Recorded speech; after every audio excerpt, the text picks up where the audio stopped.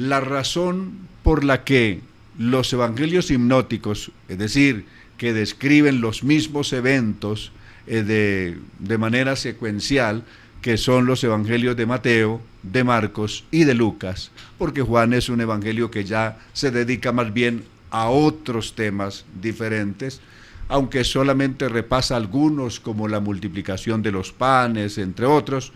Generalmente Juan se ocupa de resaltar otras cosas que no habían sido resaltadas en los primeros evangelios que se conocieron, ya que el evangelio de Juan es el evangelio más tardío que se conoce, es decir, el que fue escrito en tiempo más tarde de la era cristiana.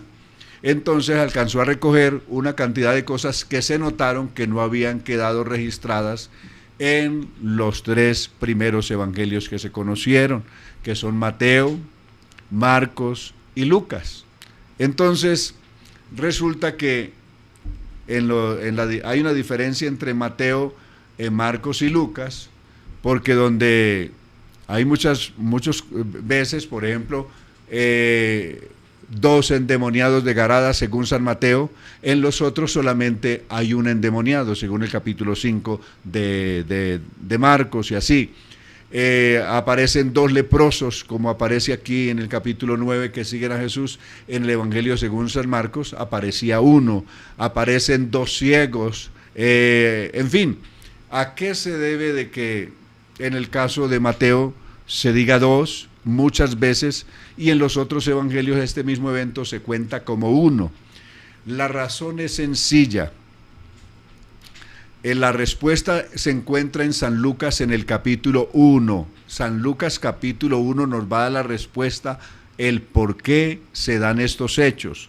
San Lucas 1, 1 y 2, note, muchos han escrito historias de las cosas que se han cumplido entre nosotros. Es decir, hubieron una cantidad de personas que siguieron a Jesús y registraron, ellos escribieron los hechos que vieron realizar de Jesús, los milagros que Jesús realizó. Luego esas personas que registraron o que hicieron estas anotaciones de estos hechos, que son personas que estuvieron con Jesús en los lugares, que vieron cuando Jesús hizo los milagros, cuando dio las enseñanzas, habían, como decimos nosotros, tomado unas notas de todo esto. Luego, cuando se fueron a escribir los evangelios, se reunieron a estas personas que habían sido testigos y habían hecho unas anotaciones de lo que vieron realizar de Jesús y lo que oyeron de él. Verso 2 de Lucas 1. Según nos las contaron quienes fueron testigos presenciales de todo desde el principio. Ellos eran también servidores de la palabra.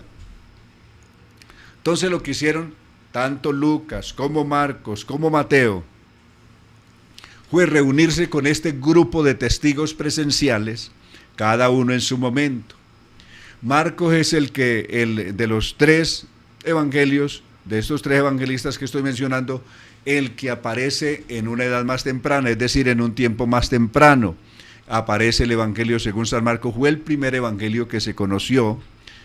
Del Nuevo Testamento es como el tercer libro del Nuevo Testamento que aparece escrito, ya que el primero que aparece escrito en el orden es la carta a los Gálatas escrita por Pablo, y luego aparecerá la primera carta a los Corintios, y en tercer lugar, en ese orden de tiempo, aparecerá el Evangelio según San Marcos.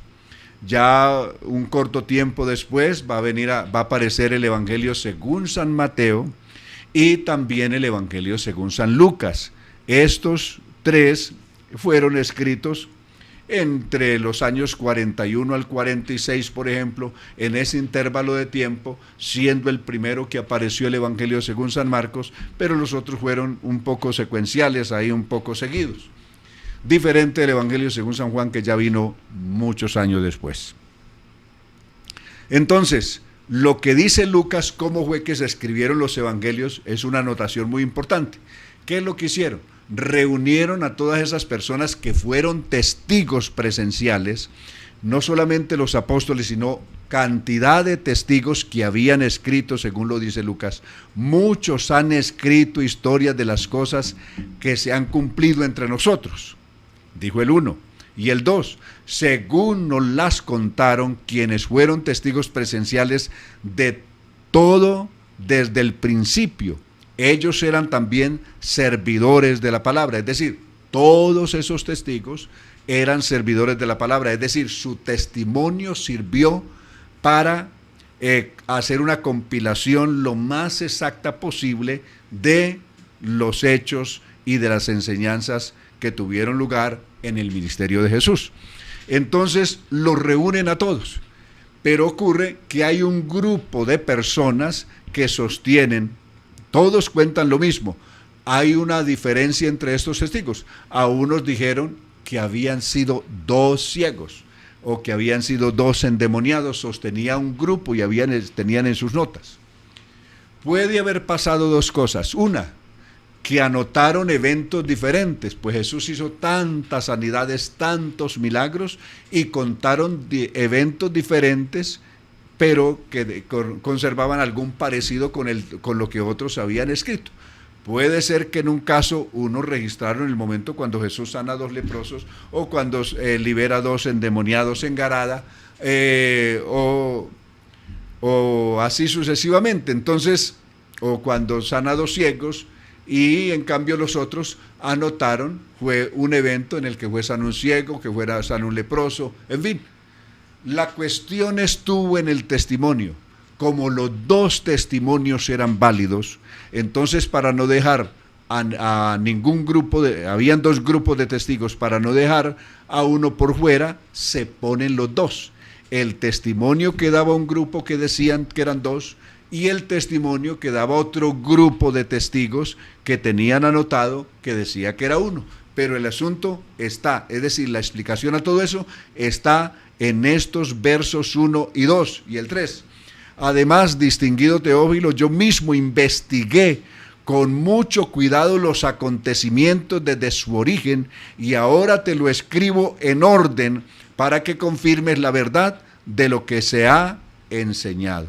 He ahí pues la precisión y la responsabilidad que tuvieron los evangelistas al recoger este testimonio de los testigos y ponerlo por escrito con toda responsabilidad, y especialmente conservando el orden adecuado. Ahí tenemos pues del verso 1 al verso 3 del Evangelio según San Lucas la explicación más acertada de lo que puede haber ocurrido con los testimonios dobles que aparecen, o el testimonio unilateral que aparece en los otros evangelios. Pero bien, aquí paramos esta introducción y nos vamos a ir al capítulo 13 del Evangelio según San Mateo, que es el que nos ocupa esta noche. Llegamos al capítulo 13 del Evangelio según San Mateo, donde aparecen los 7 misterios del reino de Dios. Es decir, ¿a qué es similar, a qué es semejante el reino de Dios? ¿A qué se parece el reino de Dios? ¿Con qué comparar el reino de Dios para que nos sea más asequible, más entendible a nosotros, que podamos entenderlo de la mejor manera? Entonces Jesús, buscando recursos como ponernos esto de la manera más sencilla y que la podamos entender más fácil, entonces nos va a citar 7 ejemplos en los que nos va a decir, mira, el reino de Dios es semejante a esto. 7 misterios del reino de Dios. El primero, verso 1 en adelante. Más tarde aquel mismo día, Jesús salió de la casa y se dirigió a la orilla del lago. Aquí hay una anotación muy importante que no debemos pasar por alto. Hay una relación entre el capítulo 12 y el capítulo 13. El capítulo 12 termina con Jesús en una casa. Esta anotación es muy importante, vale, cuidado. Jesús estaba enseñando, verso 46 de Mateo 12. Mateo 12, Jesús está en una casa, estaba enseñando a la gente. Mientras Jesús hablaba a la gente, dice el verso 46, su madre y sus hermanos que deseaban hablar con él, se detuvieron se tuvieron que quedar afuera, es decir, no tuvieron acceso al lugar porque, pues, desde luego, todo estaba colmado de gente y no había por dónde pasar. Cuando alguien le avisó a Jesús que su familia estaba afuera y quería hablarle, él preguntó: ¿quién es mi madre y quiénes son mis hermanos? Y señalando a sus discípulos dijo: aquí tienen a mi madre y mis hermanos. El que obedece a mi Padre que está en los cielos, ese es mi hermano y mi hermana y mi madre.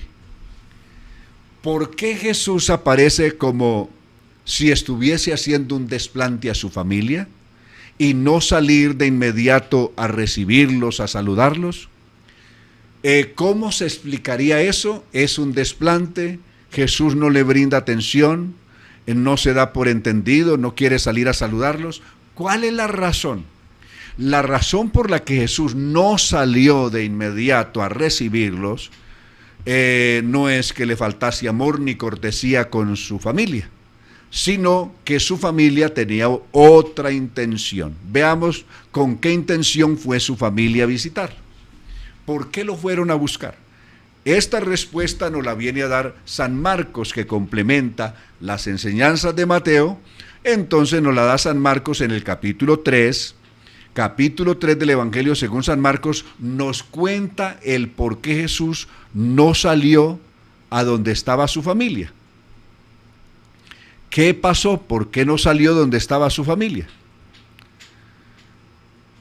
El verso 20 del capítulo 3 de Marcos dice: luego Jesús entró en una casa a la que acudió tanta gente que ni siquiera pudieron comer él y sus discípulos. La razón porque cuando la casa estaba tan llena que cuando vinieron sus familiares no pudieron entrar.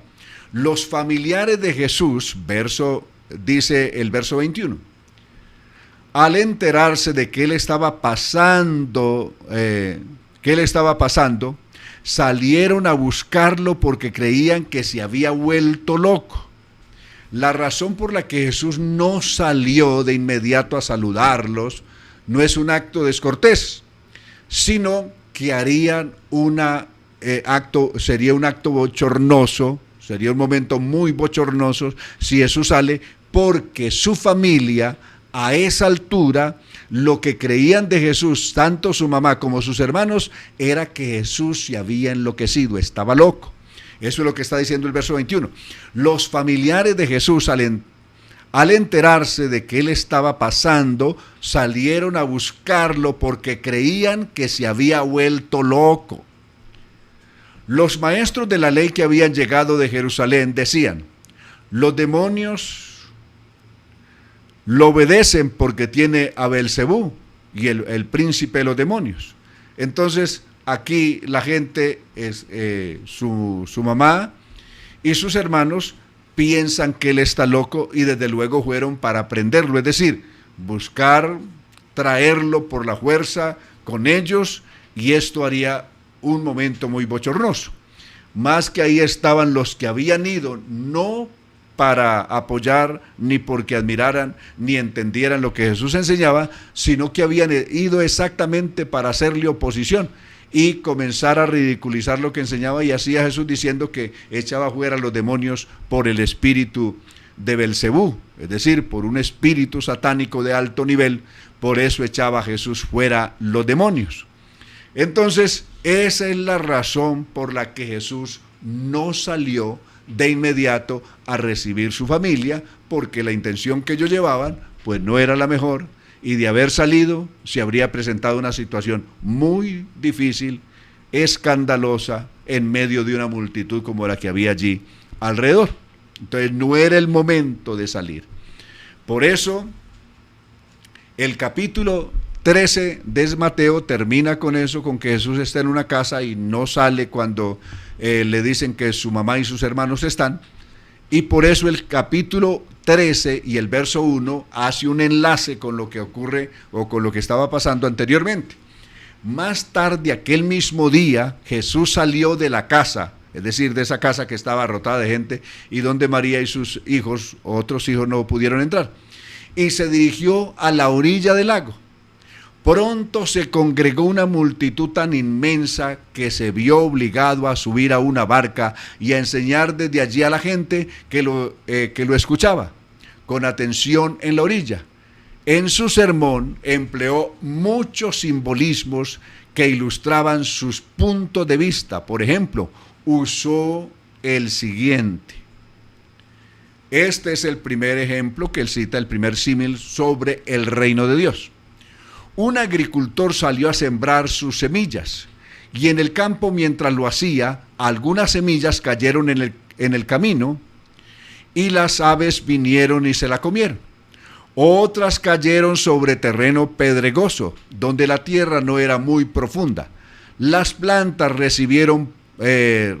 nacieron muy pronto, pero a flor de tierra, y el sol ardiente las abrazó y se secaron, porque casi no tenían raíz. Verso 7. Otras semillas cayeron entre espinos, y los espinos la ahogaron.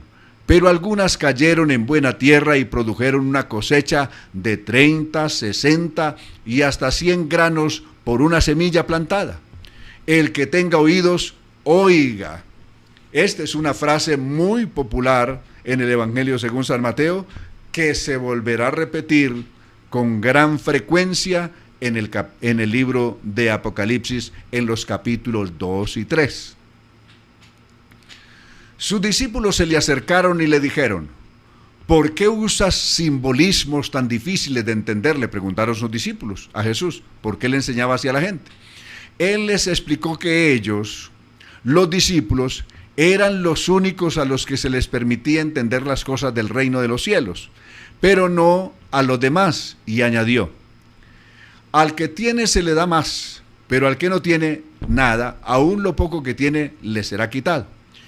Usé estos simbolismos porque esta gente oye y ve, pero no entiende.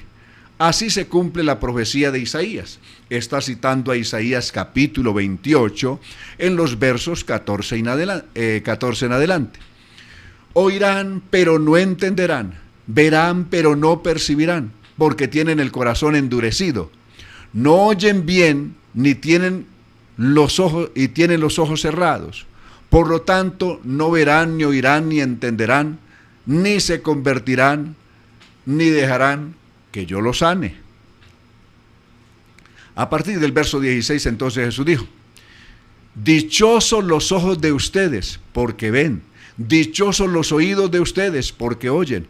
Muchos profetas y muchos hombres justos anhelaron ver lo que ustedes están viendo y oyendo, y lo que están viendo y oír lo que están oyendo, pero no lo lograron.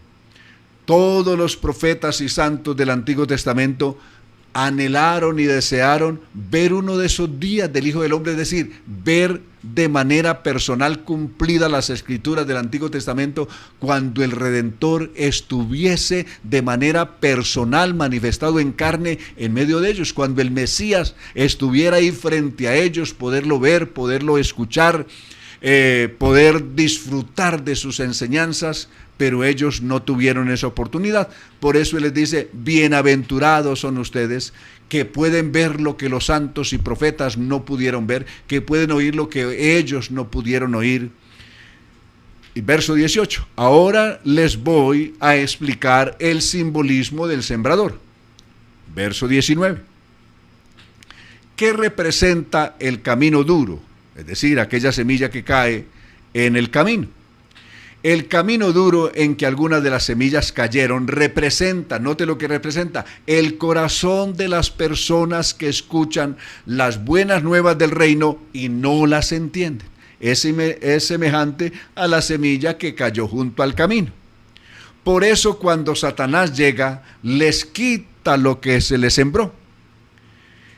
Verso 20. El terreno pedregoso y poco profundo simboliza el corazón del hombre que escucha el mensaje y lo recibe con gozo, es decir, aquellas semillas que cayeron sobre las piedras. Pero no hay profundidad en su experiencia y las semillas no echan raíces profundas luego cuando aparecen los problemas o las persecuciones por causa de sus creencias. El entusiasmo se les desvanece y se apartan de Dios. ¿Cuántos de personas así les pasa lo mismo? Esto ha pasado todo el tiempo y sigue ocurriendo hoy. Son semejantes a aquellas semillas que cayeron sobre las piedras y desde luego germinaron muy pronto, pero como no pudieron echar raíz, entonces ese gozo que sintieron fue muy fugaz, duró muy poco. Por eso el verso 21 dice, porque no hay profundidad en su experiencia, es decir, no alcanzaron a tener experiencia o experiencias realmente con Dios, que los afirmaran en Dios, que le dieran esa profundidad a su fe y a sus valores y a sus principios. Realmente no alcanzaron eso. Por eso, dice Jesús, luego cuando aparecen los problemas, porque llegar a la fe, llegar a seguir a Cristo no significa que no va a tener más problemas. Los problemas seguirán. Los problemas son inherentes a todos los seres humanos, sean cristianos o no cristianos, sean hijos de Dios o no lo sean. Los problemas vienen para todos. Cuando los problemas vienen, o viene la persecución por causa de sus creencias, comienzan a hacerle bullying por sus creencias, o a decirle otras cosas, a decirle que está engañado, que lo engañaron y que la verdad está es por otro lado. Entonces estas personas se les acaba muy rápido el entusiasmo que tenían por las cosas de Dios y se apartan de Dios, dice en esta versión que estoy leyendo, NVV, y hasta ahí llegó su vida cristiana. El verso 22. El terreno lleno de espinos es el corazón del que escucha el mensaje, pero se afana tanto en esta vida. Se afana tanto, ¿por qué? ¿Por qué se afana? Es decir, ¿dónde radican sus afanes? Sus afanes radican en primer lugar en el problema del amor. Tienen tantos afanes por el amor por este, por aquella, por lo otro, porque no me quiero quedar beato, no me voy a quedar sola, no me voy a quedar con esta pareja que no me hace feliz, no me voy a quedar con esto, no me voy a quedar con ello. Afán de amor y también codicia por el dinero. Y esas cosas ahogan la palabra de Dios y cada vez trabaja menos para el Señor. Es decir, el entusiasmo y el interés por las cosas de Dios que puso al principio comienza a bajar. Y si ayer servía a Dios, poco a poco su servicio a Dios va bajando, va menguando. Aquí dice, cada vez trabaja menos para el Señor. Así termina ese verso 22. Cada vez trabaja menos para el Señor. La buena tierra representa el corazón del hombre que escucha el mensaje, lo entiende, y al entenderlo sale a ganar a 30, a 60 y hasta 100 almas para el reino de Dios. Es decir, es una persona que trabaja incansable. Cuando gana 30 quiere ganar 60 y cuando gana 60 quiere ganar 100 para el reino de Dios. Esa es esa persona cuyo corazón representa la buena tierra.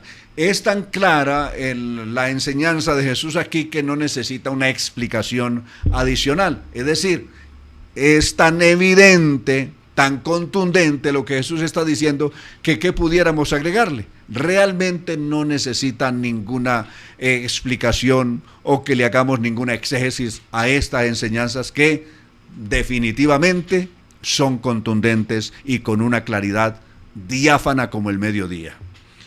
Luego viene la parábola de la mala hierba, verso 24. Otra de las parábolas o simbolismos que usó Jesús fue la siguiente.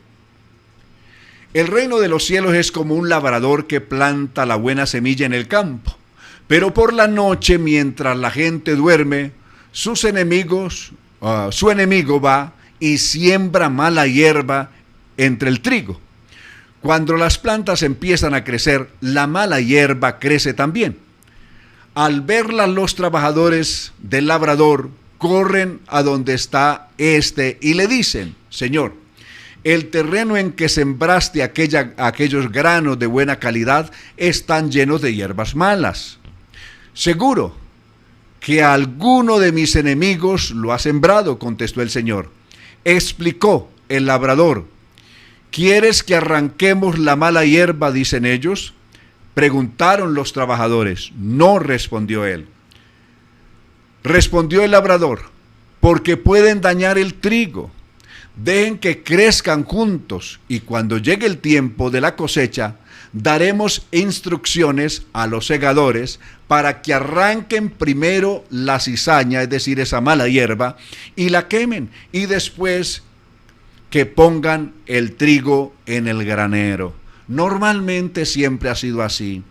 En el campo del Señor, que es su iglesia, o que es el mundo donde el Señor ha plantado su iglesia y ha sembrado su palabra, normalmente estas dos plantas crecen a la vez, crecen juntas. Crece la buena semilla, crecen las buenas plantas, las plantas y los buenos árboles que dan buenos frutos, y crecen también los malos árboles que dan malos frutos. Los dos crecen a la vez. La única diferencia es que cuando llegue el momento, el Señor pone a cada uno en su lugar. Cada uno en su lugar. Recordemos que esto va a tener una explicación más adelante, y cuando se ponga cada uno en su lugar, vamos a ver qué cita del Antiguo Testamento estaba citando Jesús con esto, pero él hace una explicación de esto un poco más adelante. Las parábolas del grano de mostaza y de la levadura, aquí vienen a partir del verso 31. Jesús también refirió esta otra parábola. El reino de los cielos es como una pequeña semilla de mostaza plantada en un campo. La semilla de mostaza es la más pequeña de todas las semillas. Aquí en esta parte del mundo, en Occidente, en Colombia, donde nosotros estamos, a este lado en este mundo occidental, no hay conocimiento acerca de esta planta. Pero en Israel y en todo el Mediterráneo sí hay un conocimiento. La gente conoce esta planta conocida como la mostaza. La mostaza, la semilla es una semilla muy pequeñita. Pudiéramos compararla casi con una semilla de tomate, por ejemplo, o algo otra de guayaba, una semilla muy pequeña. La diferencia es que cuando esta semilla crece, se crece un arbusto grande, tanto que puede albergar hasta las aves que vienen y anidan en su copa. Eso es lo que está explicando el Señor, que partiendo de una semillita tan pequeña, tan diminuta, sin embargo, cuando crece, cuando germina y crece, se hace un arbusto que sirve incluso de refugio y de nido para las aves. La semilla de mostaza es la más pequeña de todas las semillas, pero se convierte en un árbol enorme en cuyas ramas los pájaros hacen sus nidos, dijo el verso 32. Les dijo también: el reino de los cielos es como la levadura que una mujer toma para hacer pan. Luego la mezcla en 3 medidas de harina y leuda toda la masa. Es decir, la levadura, depositando solamente una pequeña cantidad, es capaz de leudar toda una inmensa cantidad de harina que se ha puesto, y toda esa masa queda, desde luego, ¿qué diríamos? Preparada para amasar y dar un rendimiento tremendo, porque la levadura hizo que esa masa creciese y se viese como mucho más abundante de la pequeña cantidad de harina que era al principio. Así es el reino de Dios. El reino de Dios, aunque parece algo tan pequeñito, algo como con poca importancia, sin embargo, cuán grande es el reino de Dios cuando es sembrado en la vida de una persona, en el corazón de una persona. Cuán grandes cosas hace, cuán grandes cambios realiza.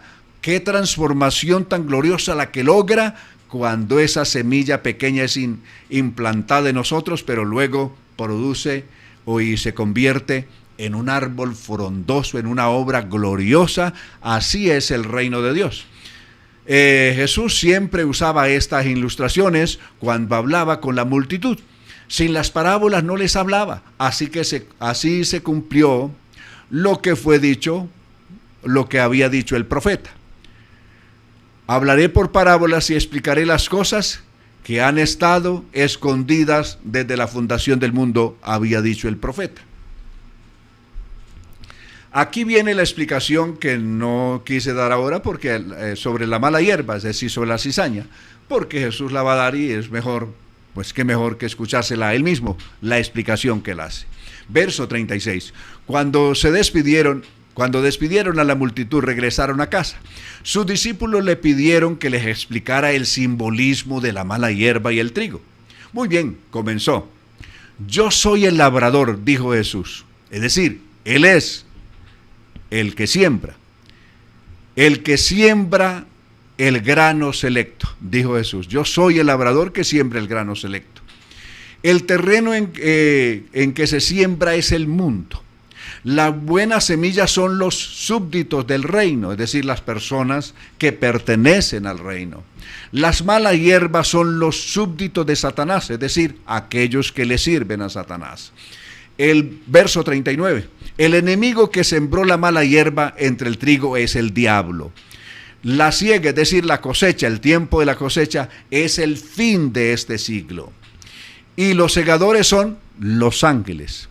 De la misma manera que los segadores separan el trigo de la mala hierba, es decir, como se hace allá en el campo natural, y queman esta, es decir, la mala hierba es quemada, será quemada en el fin del siglo, enviaré a mis ángeles a arrancar del reino a los que tientan a los demás y a los que hacen mal, es decir, aquellos que solamente están para buscar hacer tropezar a otros, servir de escándalo, en fin, de tropiezo, buscar desviar a otros de la verdad.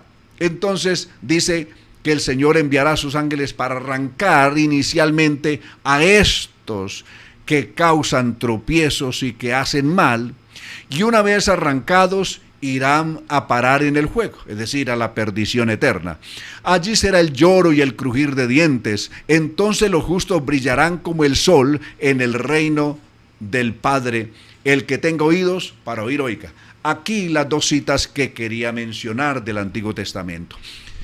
Una de Malaquías, el capítulo 3, del verso 17 y 18, cuando dice, en aquel día, cuando llegue aquel día, verán la diferencia que hay entre el justo y el injusto, entre el que le sirve a Dios y el que no le sirve, ese día.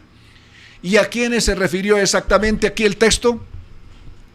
En Daniel, en el capítulo 12, mucha atención a esta cita, Daniel capítulo 12, se sabe que estas condiciones propias del reino de Dios se cumplen es decir, el pleno cumplimiento se darán en el tiempo de la gran tribulación. Observen lo que dijo Daniel a capítulo 12 para complementar esto que venimos diciendo aquí, esto del reino de Dios y de la cizaña y todo esto.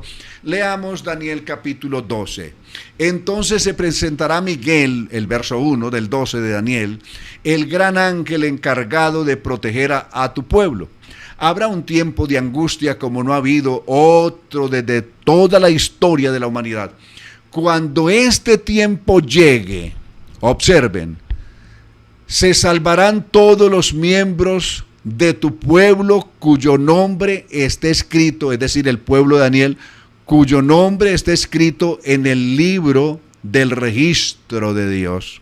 El pueblo de Daniel, es decir, los judíos. Cuando llegue ese tiempo, ¿cuál tiempo? Ese tiempo de angustia que describió el verso 1. Y verso 2.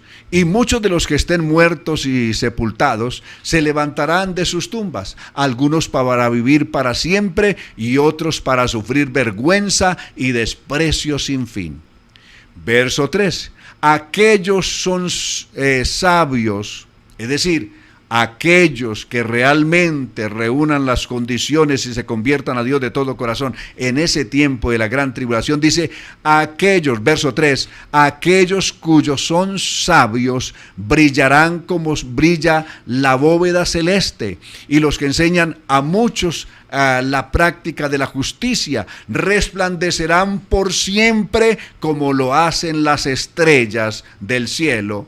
Note que eso fue igual a lo que Jesús citó, refiriéndose en esta parábola de la cizaña y la parte final, es decir, la parte concluyente y su cumplimiento en el tiempo que se cumplirá. Bien, pasaremos entonces, dejando ya aquí esta, y nos vamos a ir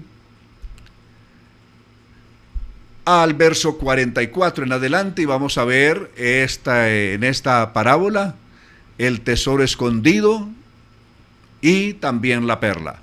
El reino de los cielos es también como un tesoro escondido en un terreno. Un hombre viene y lo encuentra. Emocionado y lleno de ilusiones, vende lo que tiene y compra el terreno, con lo cual está adquiriendo también el tesoro. El reino de los cielos es como un mercader de perlas que anda en busca de perlas finas. Por fin descubre una verdadera oportunidad cuando le ofrecen a buen precio una perla de gran valor.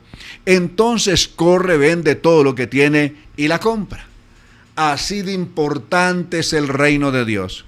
Cuando una persona realmente descubre el verdadero valor, la verdadera riqueza espiritual, el valor eterno que tiene el evangelio o el mensaje de Jesucristo, es como ese hombre que encontró ese campo donde estaba escondido un tesoro. Vende lo que tiene y adquiere ese campo, pues en ese campo está el gran tesoro que es lo más importante para él en toda la vida. O como cualquier mercader que comercia con perlas finas.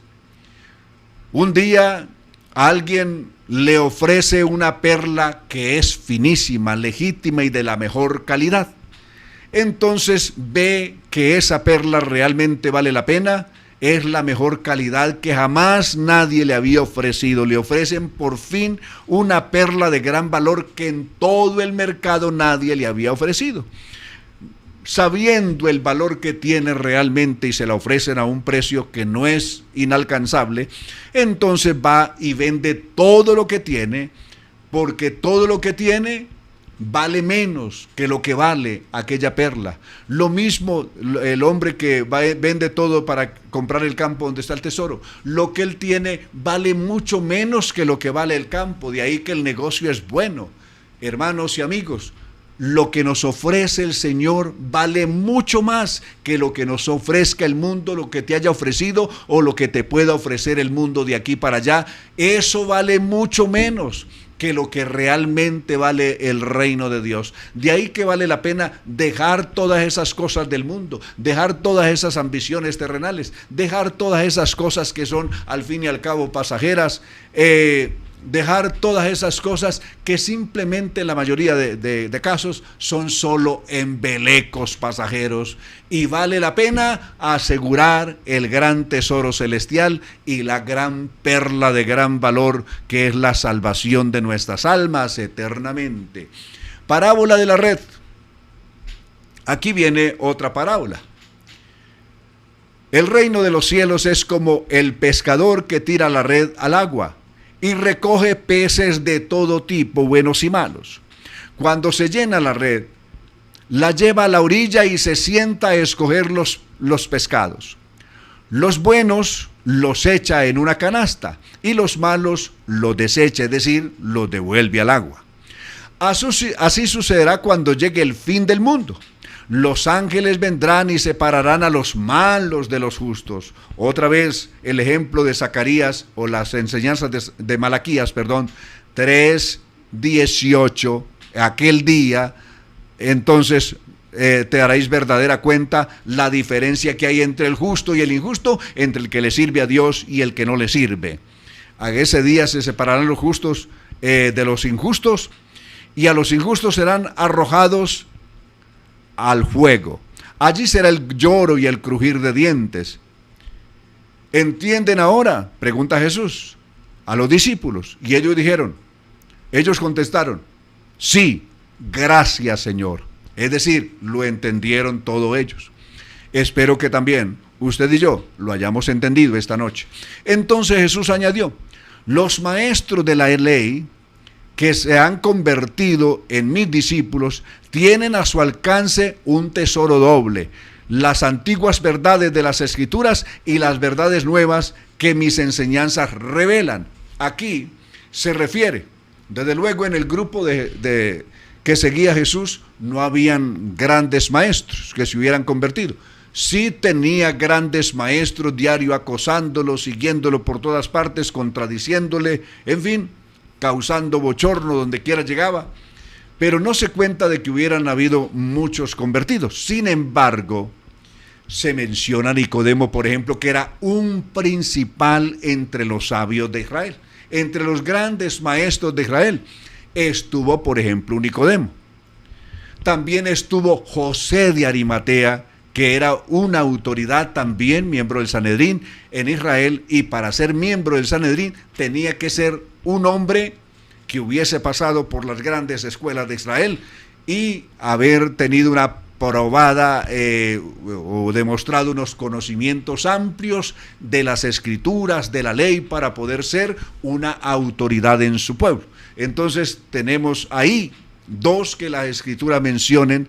En este caso tenemos a Nicodemo y a José de Arimatea, que más tarde también escribirían cada uno un evangelio, solo que sus evangelios no fueron tenidos en cuenta en el canon, pero realmente sus evangelios tienen cosas muy bonitas y escribieron cosas maravillosas acerca de la vida, de las enseñanzas y de la muerte y la resurrección de Jesús.